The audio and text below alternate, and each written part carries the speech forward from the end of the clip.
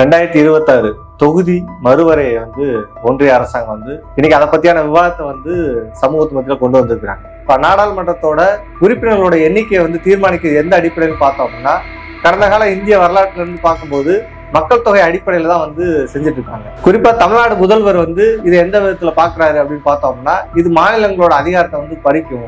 எப்பவுமே இந்த பிஜேபியோட நடவடிக்கை என்னன்னா, ஒரு விஷயத்தை அபிஷியலா அறிவிக்கிறதுக்கு முன்னாடி அதோட நீரோட்டம் எப்படி இருக்குன்னு தெரிஞ்சுக்கிறதுக்காக இந்த மாதிரி மேம்போக்கா அவங்களோட இணையதளத்திலேயோ இல்ல வெளியிடுறத வழக்கமா வச்சிருக்காங்க. அந்த அடிப்படையில தான் 2026க்கான தொகுதி மறுவரைக்கான அறிக்கையை இன்னைக்கு இணையதளத்துல வெளியிட்டிருக்கிறாங்க. அப்போ இது இன்னைக்கு தமிழகத்துல எப்படி தாக்கத்தை ஏற்படுத்திருக்கு அப்படின்னு பார்த்தோம் அப்படின்னா, முதல்வர் மார்ச் 5ஆம் தேதி அனைத்து கட்சி கூட்டத்துக்கு அழைப்புதல் கொடுத்திருக்காரு. குறிப்பா இது ஒரு சர்வாதிகாரத்தை நோக்கி போயிட்டு இருக்குது.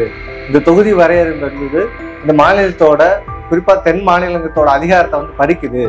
இந்த தென் மாநிலத்தோட பிரதிநிதித்துவத்தை முடக்கிற விஷயமாகவும், இதை பத்தியான விவாதங்கள் ஜனநாயக சக்திகள் மத்தியிலும் அரசியல் விமர்சகர்கள் மத்தியிலும் குறிப்பா மக்கள் மத்தியிலும் பெரும் விவாத பொருளாயிட்டு இருக்கு. ஏன்னா எல்லா வேலையும் தடுத்துட்டு இன்னைக்கு இதுக்கான அனைத்து கட்சி கூட்டம்ன்றது என்ன எதுக்காக, ஏன் உடனடியாக அந்த கூட்டத்தை நடத்தணும், இதுல என்ன பாதிப்பு இருக்கு அப்படின்றதான் இன்னைக்கு நம்ம இந்த வீடியோ பார்க்க போறோம்.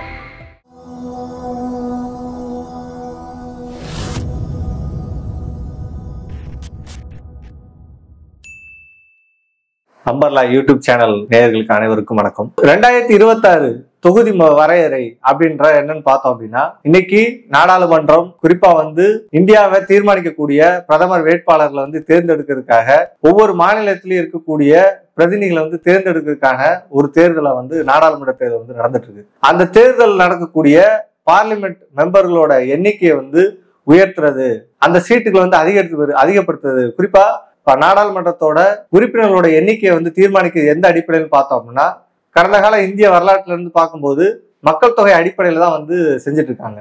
குறிப்பா இந்த கடந்த 25 ஆண்டுகளா அதுக்கான எந்த முன்னேற்றமும் ஏற்படுத்தல. குறிப்பா உறுப்பினரோட எண்ணிக்கையை அதிகப்படுத்தாத இன்னைக்கு பிஜேபி அரசாங்கம் சொல்லுது. 2026 கட்டாயம் மக்கள் தொகை அதிகரிக்குது. அந்த அடிப்படையில மக்கள் தொகைக்கு ஏற்றவாறு உறுப்பினரோட எண்ணிக்கையை அதிகப்படுத்தணும் அப்படின்ற அடிப்படையில தான் இந்த வாதத்தை சொல்றாங்க. அது ஆனா தமிழ்நாட்டாகட்டும் இல்ல தென் மாநிலம் ஆகட்டும் ஏன் இதை எதுக்குறோம் அப்படின்னு பார்த்தோம் அப்படின்னா, குறிப்பா தமிழ்நாடு முதல்வர் இது எந்த விதத்துல பாக்குறாரு அப்படின்னு பார்த்தோம் அப்படின்னா, இது மாநிலங்களோட அதிகாரத்தை பறிக்கும். தமிழ்நாடு இந்திய அரசாங்கம் சொன்ன மக்கள் தொகையை கட்டுப்படுத்த நாங்க முன்னேறிய மாநிலமா இருக்கிறோம், தென் மாநிலங்கள் அதுல முன்னேறி இருக்குது.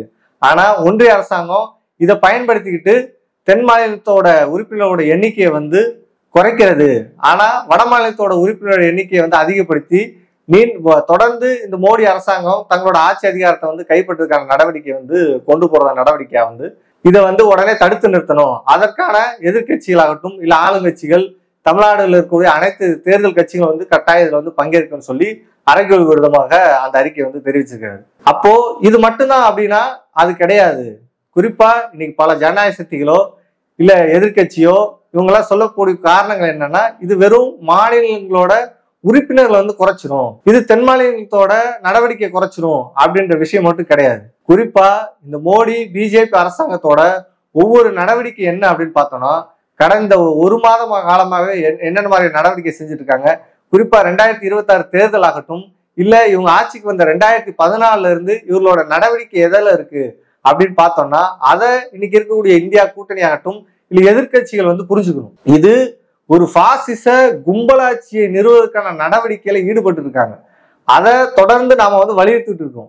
எந்த அடிப்படையில் சொல்றோம் அப்படின்னு பார்த்தோம்னா, 2026 தொகுதி மறுசீரமைப்பு மட்டும் கிடையாது, இவங்களோட ஒரு இந்து ராஷ்டிர கனவை நிறைவேற்றுறதுக்காக இன்னைக்கு அரசுல இருந்து சட்டப்பூர்வமாகவே தங்களோட ஒரு பாசிச அரசாங்கத்தை நிறுவதற்காகவும் குறிப்பா ஒரு இந்து ராஷ்டிரத்தை நிறுவதற்கான நடவடிக்கை 2017 இருந்து இந்த மோடி RSS கும்பல் நிறைவேற்றிட்டு இருக்கு.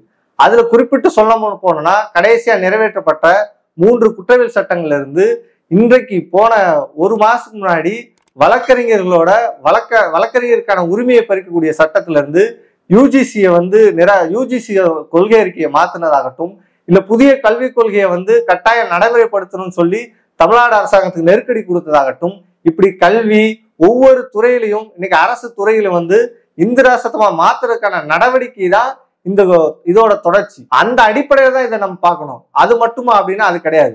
இவங்களோட கனவு என்னன்னா, 2029 ஒரே நாடு ஒரே தேர்தலை வந்து நடத்தி காட்டணுன்ற அடிப்படையில தான் இந்த தொகுதி மறுபரிசீலனை செஞ்சாங்க.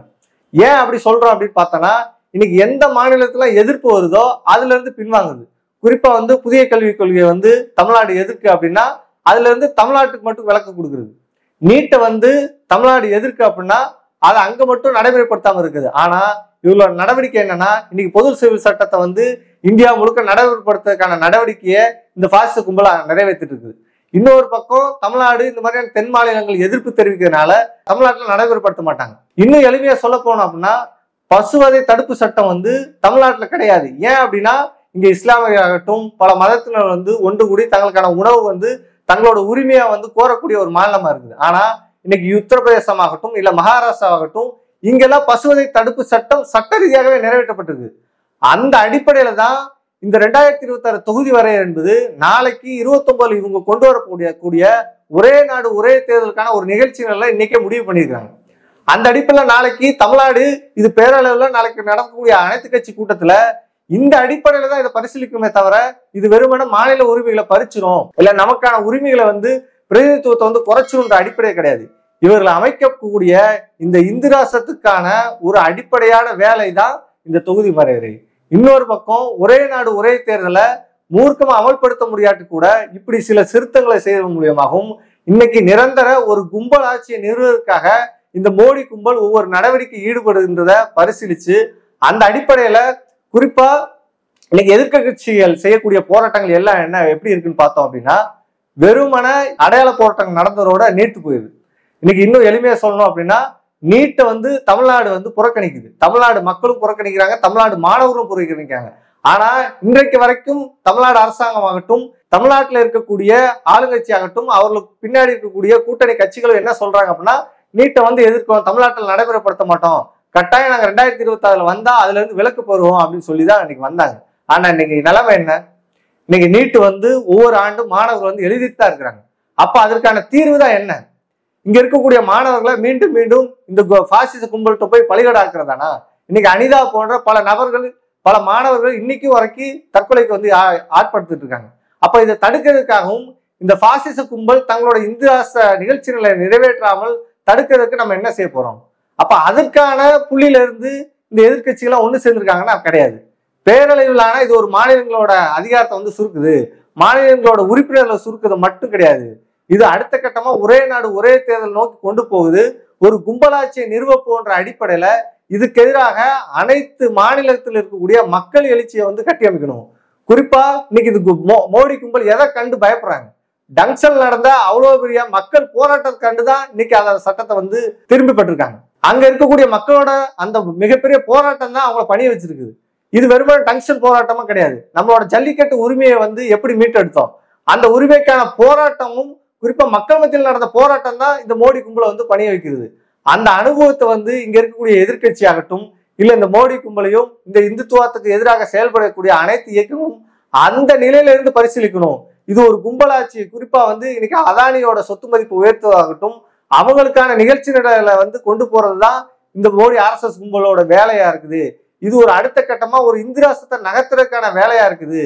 அதை பரிசீலிச்சு அதை தடுக்கும் விதமாக அனைத்து இயக்கங்களும் ஜனநாயக சக்திகளும் மக்களோட ஒன்றிணைந்து மக்களுக்கு எதிராக குறைந்தபட்சம் இன்னைக்கு தேர்தல் இருக்கக்கூடிய இந்த தேர்தல் கட்சிகளுக்கே இவ்வளவு பெரிய நெருக்கடி வர்றதுக்கான காரணம் என்ன அப்படின்னா, குறைந்தபட்சம் தேர்தல் ஜனநாயகம் கூட இனிமே இருக்கக்கூடாது, தன்னை ஒரு அதிபராகவும் தன்னை ஒரு கும்பலோட பிரதிநிதியாகவும் நிலைநிறுத்தற்கான நடவடிக்கையாக இந்த திருத்தம் வந்து அமையுது. அந்த அடிப்படையில் இதை பரிசீலிச்சு அதற்கு எதிராக மக்கள் போராட்டங்களை தமிழ்நாடு முழுவதும் கட்டியமைக்கணும். தமிழ்நாடு மட்டுமல்ல, இந்த கருத்தை ஆதரிக்க கொண்ட தென் மாநிலங்களை ஒருங்கிணைத்த மக்களை ஒருங்கிணைத்த ஒரு மிகப்பெரிய எழுச்சியை அமைப்பதன் மூலமாக தான் இந்த பாசிச கும்பலையும் இவர்கள் நிறைவேற்றக்கூடிய இந்த இந்திராச கனவையும் தகர்த்தெறிய முடியும். அந்த அடிப்படையில் நாம் அனைவரும் ஒன்று சேர்ந்து போராடுவதுதான் இதற்கான தீர்வு என்று கூறி விடைபெறுகிறேன். நன்றி, வணக்கம்.